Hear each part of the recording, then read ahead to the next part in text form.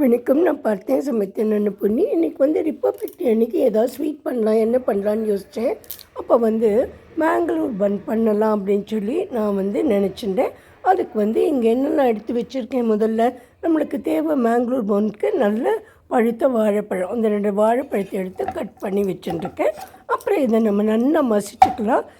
ஸ்பூனோ ஃபோர்க்கோ இல்லை உங்களுக்கு இந்த மசிக்கிற கட்டை இருந்தால், இல்லைன்னா நான் வந்து சிலப்போ என்ன பண்ணுவேன்னா இந்த மத்து இருக்கு இல்லையா, அதை வச்சு நல்லா மசிச்சுடுவேன். கீரையெல்லாம் மசிப்போமே அந்த மத்து. இல்லைன்னா நீங்கள் ஸ்பூனாலேயே கூட இது நல்லா பழுத்ததுனால நல்லா மசிஞ்சு போயிட்டு நான் ஸ்பூனால் மசிச்சுட்டு அதுக்கப்புறம் கையால் மீண்டு நல்லா சுத்தமாக தான் இருந்தது. கையாலேயே நல்லா மசித்து எடுத்துட்டேன். அதுக்கப்புறம் இதுக்கு என்னெல்லாம் ஆட் பண்ணணும், இதுக்கு வந்து கொஞ்சம் மசாலாவும் ஆட் பண்ணாதானே எல்லாத்துக்குமே நல்லாயிருக்கும். அது மாதிரி இதை பாருங்கோ, நல்லா மசித்து வச்சுருக்கேன். எப்படி மாவு மாதிரி மசிஞ்சிருக்கு பாருங்கோ. நல்லா பழுத்ததுனால ஒன்றும் கஷ்டமே இல்லை. அதுக்கப்புறம் நான் வந்து இந்த சின்ன ஸ்பூனால் 2 ஸ்பூன் சர்க்கரை போட்டுருக்கேன். இதுக்கு வந்து கொஞ்சம் சர்க்கரை போட்டால் தான் நல்லாயிருக்கும். அதுக்கப்புறம் நான் கொஞ்சம் ஒரே 1 டேபிள் ஸ்பூனில் வந்து இந்த கியூமின் சீட்ஸ், அதாவது ஜீரகத்தை போட்டுருக்கேன். அப்புறம் நல்ல நெய் வந்து 2 ஸ்பூன் நம்ம விட்டுக்கலாம். இல்லைன்னா அது கையில் ஒட்டும் இல்லையா, வாழைப்பழம் ஆச்சு.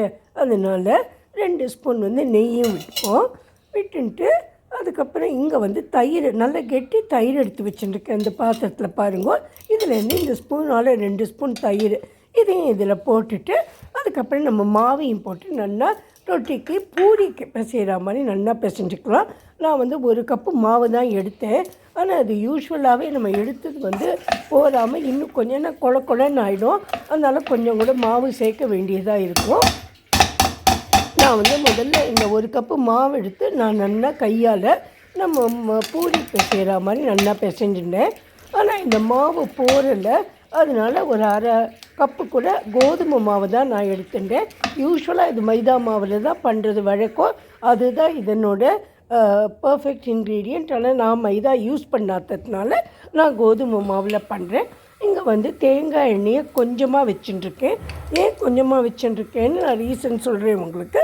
அதுக்கப்புறம் இதை நம்ம பூரி மாதிரி இட்டுடலாம். நீங்கள் வந்து இந்த நம்ம உருட்டுற கட்டை இருக்கு இல்லையா, அதுலேயே கூட பூரி சப்பாத்திக்கெல்லாம் அந்த கட்டை, அந்த குழவி அதுலேயே கூட நம்ம வந்து அதை இட்டுக்கலாம். ஆனால் நான் வந்து என்ன பண்ணுவேன்னா, இந்த பட்டர் பேப்பர் வச்சு கொஞ்சம் மாவை தொட்டு கையாலேயே நான் வந்து கொஞ்சம் இது திக்காக தான் இருக்குது, ரொம்ப மெல்லிசாக இருக்க வேண்டாம், போட்டுருவேன். யூஸ்வலாக இதுக்கு என்ன பண்ணுவான்னா கொஞ்சம் பேக்கிங் பவுடரோ பேக்கிங் சோடாவோ போட்டுப்பேன். ஆனால் நான் எதுவும் யூஸ் பண்ணாததுனால அது எதையுமே போடாமே பாருங்கள். இது நல்லா பொந்தி நல்லா உப்பி தான் வந்திருக்கு. இது என்ன ரீசன்னு சொன்னேன்னாக்கா, இந்த மாதிரி நம்ம மாவை தொடாமல் இதை பண்ண முடியாது. தொட்டு பண்ணுறதுனால இந்த மாவெல்லாம் இந்த எண்ணெயில் ரொம்ப விழுந்துடும். அதுக்கப்புறம் இந்த எண்ணெயை யூஸ் பண்ண முடியாது, கனகரேல்னு ஆகிடும். அதனால தான் கொஞ்சமாக எண்ணெயை வச்சுட்டேன் நான். இன்னொன்றுத்தையும் போட்டிருக்கேன். அந்த பட்டர் பேப்பரை போட்டு கையில் நம்ம தட்டினோன்னு வச்சுக்கோங்களேன், அது வந்து ஈஸியாகவே வந்துடும். நம்மளுக்கு ஒன்றும் கஷ்டமே இல்லை. பட்டர் பேப்பர்லேருந்து நம்ம ஈஸியாக எடுத்துடலாம். மறுபடியும் சொல்கிறேன், இது ரொம்ப தின்னாக பண்ண முடியாது, கொஞ்சம் திக்காக தான் பண்ணணும். கையிலேயே நம்ம தட்டையெல்லாம் தட்டுற மாதிரி தட்டி தான் நான் போடுறது வழக்கம். பாருங்க, நான் வந்து எந்த பேக்கிங் பவுடர் எதுவுமே போடாமல் நல்லா உப்பி தான் வந்திருக்கு. இதுக்கு தொட்டுக்கிறதுக்கு ஏதாவது பண்ணணும் இல்லையா, இதனால் நான் வந்து எல்லா வெஜிடபிள்ஸையும் போட்டு ஒரு மிக்சட் வெஜ் குருமா மாதிரி பண்ணினேன். ஒயிட் குருமா இல்லை, தக்காளியும் போட்டு எல்லாம் கலர்ஃபுல்லான ஒரு குருமா தான் பண்ணினேன். நல்ல டேஸ்டியாகவே இருந்தது. பாருங்கள் எவ்வளோ நல்லா இருக்குன்னு. இந்த டிஷ்ஷோட அட்வான்டேஜ்னால் நம்ம வந்து ஒரு டிஃப்ரெண்ட் டைப் ஆஃப் டிஷ் பண்ணுறோம்.